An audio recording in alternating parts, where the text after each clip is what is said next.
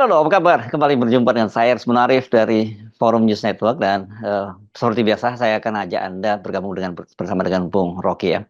Bung Rocky ini kelihatannya ada euforia baru lagi ya karena ini Wakil Ketua DPR Sufmi Dasko Ahmad ini yang melalui akun Twitternya dan kemudian juga melalui jumpa pers menyatakan bahwa DPR itu tidak akan melakukan rapat paripurna untuk pengesahan RUU Pilkada menjadi undang-undang. Ini artinya mereka juga menyatakan bahwa untuk pilkada kali ini mereka mengikuti putusan Mahkamah Konstitusi yang mengabulkan putusan Partai Buruh dan Partai Gelora. Begitu juga dengan KPU, sikapnya juga sama, mengikuti putusan dari Mahkamah Konstitusi. Apa karena melihat eskalasi aksi di Jakarta dan berbagai daerah yang makin melebar dan membesar itu ya, Bung Rocky? Ya, eskalasi pasti akan bertumbuh tuh, apalagi kalau dinyatakan bahwa sidang paripurna itu ditunda atau mungkin dibatalkan. Penundaan dalam bahasa Latin, setiap penundaan di dalamnya bersembunyi kejahatan. Jadi sebetulnya sangat mungkin rejim membaca keadaan lalu memutuskan untuk menunda, dan penundaan itu mungkin untuk buying time, untuk mengukur sejauh mana sih mahasiswa, masyarakat sipil, buruh itu mampu bertahan dalam demo 3-4 hari ini kan.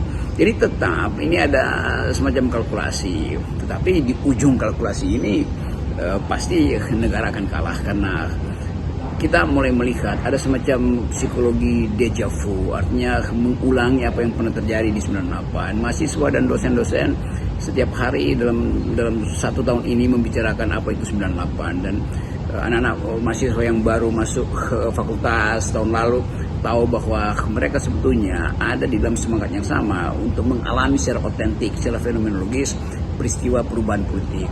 Dan momentum itu akhirnya terbuka dengan peristiwa MK hari ini. Jadi kelihatannya sejarah itu bukan sekedar berulang, tapi sejarah itu meningkatkan frekuensi kecemasan publik bahwa kalau 98 sudah pernah terjadi, kenapa sekarang keputusan MK itu yang harusnya diterima oleh DPR justru dibatalkan, dan itu penanda bahwa Jokowi tetap ingin mengendalikan kekuasaan kan. Jadi kebengisan Raja Jawa ini dalam versi Bahlil itu terbaca melalui penolakan dia terhadap kemungkinan Indonesia itu ditumbuhkan melalui akal sehat, melalui deliberatif demokrasi. Jadi mahasiswa yang belajar di era Jokowi justru mengingat-ingat bahwa seharusnya Jokowi tidak boleh lagi menghalangi ekspresi bebas, tidak boleh lagi mempraktekkan nepotisme, tidak boleh lagi menjalankan politik dinasti. Tapi semua itu justru yang dilanggar Jokowi. Jadi mahasiswa tadi balik lagi pada istilah Perancisnya deja vu, artinya yang semacam ini kayaknya pernah ada di masa lalu dan mau diingat. Seolah-olah itu ada bagian dari pengulangan masa lalu. Jadi kegembiraan mahasiswa sekarang, dia ini adalah kegembiraan mahasiswa dan kegembiraan juga kalangan masyarakat sipil, karena mulai terbaca bahwa ada peluang untuk memperbaiki negeri ini dengan memaksa Jokowi misalnya untuk lengser. Jadi ide tentang lengser itu sudah diucapkan di dalam demo hari ini. Kalau lihat keputusan Mahkamah Konstitusi kan sesungguhnya itu semua ini kaitannya dengan keluarga Pak Jokowi ya, karena ini merugikan atau memangkas ambisi Jokowi untuk mewujudkan politik dinastinya. Sementara bagi Pak Prabowo, kalau ini eskalasinya terus meluas dan membesar, ini kan bisa merugikan dia. Dalam hitungan politik saya, hitungan akal sehat saya, Prabowo pasti lebih ingin supaya proposal Mahkamah Konstitusi dijalankan oleh KPU. Karena bagi Pak Prabowo, kalau eskalasi ini terus berlanjut, itu artinya kemungkinan pelantikan Prabowo itu terhambat. Atau bahkan kalau dia berlanjut, maka setelah Prabowo dilantik, dia akan dapat PR lagi, demonstrasi yang sporadis. Tentu Prabowo menginginkan supaya dunia internasional melihat Indonesia sudah stabil tuh setelah Prabowo dilantik, dan itu yang memungkinkan Prabowo bisa deal lagi dengan keinginan dia untuk berutang berapa 7.000 triliun atau 7.500 atau bahkan ada yang menduga itu bisa sampai 8.000 triliun. Jadi ketidakstabilan politik Indonesia ini membuat juga Prabowo terengah-engah nanti untuk menjalankan kabinetnya. Jadi menurut saya kalau Prabowo hari ini mengerti bahwa beban ini akan kepada dia, maka dia lebih ingin menyatakan sikap untuk menerima proposal MK supaya selesai. bahwa nanti akan ada protes di istana itu urusan lain. Tapi yang jelas Prabowo ingin menyelamatkan dimensi yang dia udah punya itu sebagai presiden kan. Dimensi presidensialitas ini yang tidak boleh diukurkan pada keadaan yang sekarang kan. Jadi bagi Prabowo final dia adalah presiden, karena itu semua hal yang terjadi hari-hari ini tidak boleh menghalangi dia untuk dilantik nanti. Nah, kalau eskalasi ini berlanjut, itu artinya pelantikan akan terganggu. Jadi saya kira Prabowo akan mungkin memerintahkan Dasko supaya udah selesaikan itu, terima aja Profesor MK tuh, walaupun memang udah terjadi keretakan tuh. Dan ini analisis saya tuh, tapi kemungkinan hari ini masih ada yang berpikir bahwa nanti malam akan ada semacam penyelundupan keputusan paripurna. Saya kira itu agak riskan tuh, karena itu akan membuat besok pagi itu masa akan tambah meledak lagi. Saya lihat di Jogja itu masanya makin meningkat itu eskalasinya itu, demikian juga di Semarang. Itu pertanda bahwa Jawa Tengah bahkan menolak keinginan Jokowi untuk membatalkan fatwa atau keputusan dari Mahkamah Konstitusi. Jadi ada kesempatan bagi masyarakat sipil untuk melihat peluang bahwa apa yang dimungkinkan oleh sejarah tidak boleh dihalangi lagi oleh ambisi Pak Jokowi. Tadi maksud Anda Pak Prabowo menambah utang baru nggak ribuan Bung Rocky, 775,9 triliun ya, kita bulatkan 776 triliun, tapi tetap aja gede ya tambahan itu ya, dan pasti akan menambah beban APBN. Tapi kalau kita kembali lagi ya, melihat perkembangan politik terbaru ini ya, sikap dari DPR ini, apakah ini bisa kita sebut akhir dari cawe-cawe Jokowi, atau dia masih akan terus bermanuver dan memunculkan instabilitas? Secara taktis Jokowi tentu masih melihara beberapa aparat atau institusi, misalnya KPK atau kejaksaan, untuk tukar tambah politik dengan partai-partai yang ingin bersih dengan dia. Tetapi kalau kita lihat per hari ini, apa yang mau diperas Jokowi dari PDIP? Menangkap Megawati itu akan makin meledak. Proses di jalan menangkap Hasto sama juga tuh. Jadi Jokowi akhirnya kehilangan kapasitas untuk membekuk lawan-lawan politiknya, karena soal ini udah berlanjut menjadi tuntutan publik untuk melengsarkan Jokowi.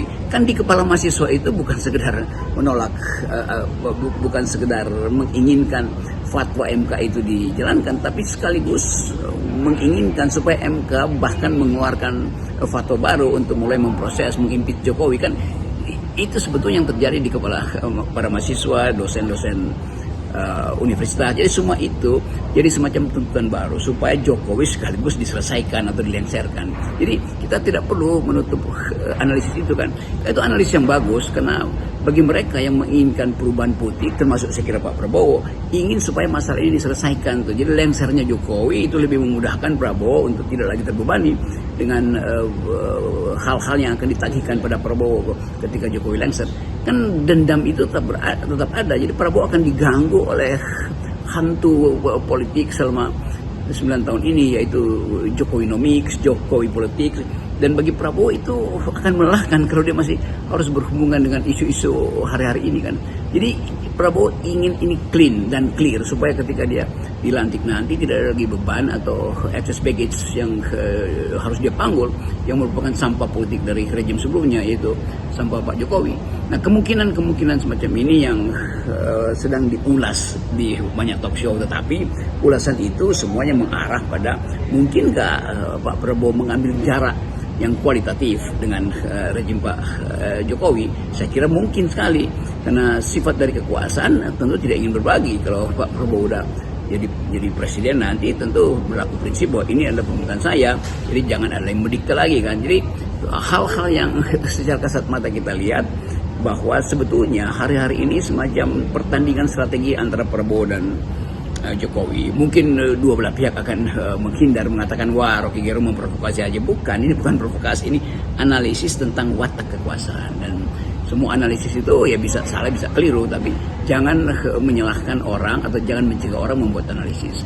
Demikian juga kalangan mahasiswa juga punya orientasi yang sama, yaitu menginginkan perubahan kembali atau reformasi jilid 2, artinya menghentikan politik Jokowi. Dan itu adalah mahasiswa, karena bagi mereka selama 10 tahun ini dia nggak melihat ada progres di dalam kesejahteraan, dalam keadilan maupun dalam demokrasi. Kalau melihat manuver Jokowi melalui operasi di Badan Legislasi DPR itu ya, ini kita jadi terkejut juga ya kalau kemudian dia dengan mudah itu menyerah dan menarik diri dari dan pertempuran gitu ya. Apakah kira-kira ini ada deal politik sehingga akhirnya dia bersedia mundur? Ya mungkin ada win-win solution antara Presiden Jokowi dengan tuntutan publik, tetapi apapun solusinya yang dikehendaki oleh rakyat adalah dijalankannya keputusan dari Mahkamah Konstitusi bahwa negosiasi akan berlangsung oke, tapi dengan satu perjanjian bahwa keputusan Mahkamah Konstitusi tidak boleh dianulir oleh Balik atau oleh sidang paripurna DPR.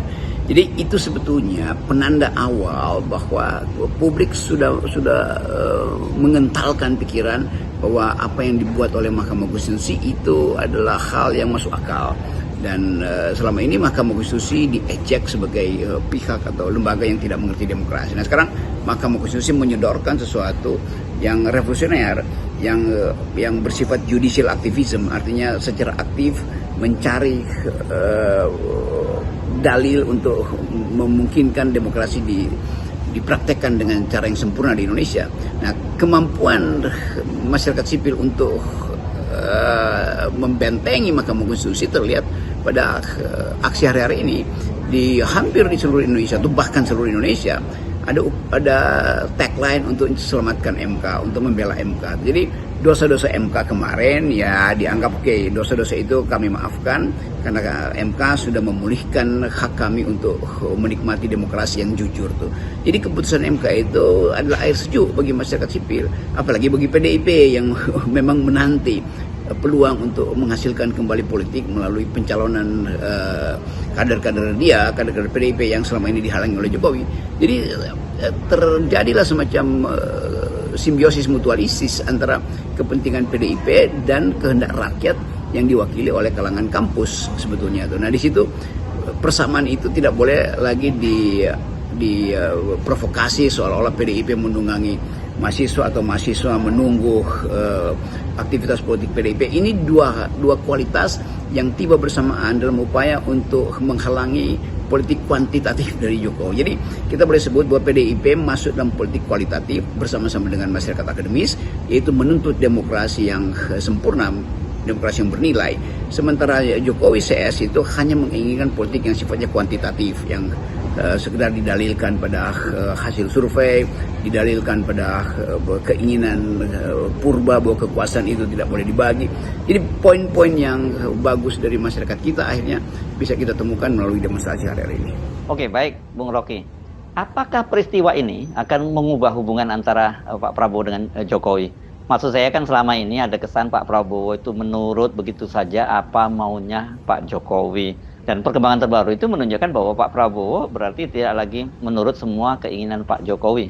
Saya kira benar bahwa Pak Prabowo juga punya akses pada sahabat-sahabat politik seniornya semacam Pak SBY atau Pak Luhut yang juga sebetulnya paham tentang demokrasi, tetapi karena satu dan lain hal terpaksa mesti masuk di dalam koalisi kekuasaan. Tetapi value pada Pak SBY tentu tidak akan lenyap. Value pada Pak LBP yang mulai melihat bahwa perilaku politik orang semacam Bahlil misalnya bisa memberantakan semua yang pernah didesain dengan baik oleh Pak Luhut di bidang ekonomi misalnya, kan ini artinya ekonomi hancur lagi kan karena politik jalanan yang tumbuh dalam bentuk protes mahasiswa dan masyarakat sipil.